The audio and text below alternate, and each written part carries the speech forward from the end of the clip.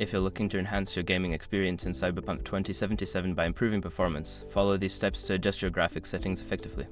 Step 1. Access graphics settings. Open the game and navigate to the main menu.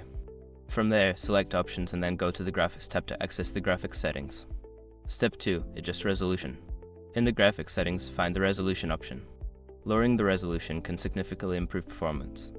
Try setting it to 1920 x 1080 or lower if you're experiencing lag. Step 3. Change graphics quality. Locate the graphics quality setting.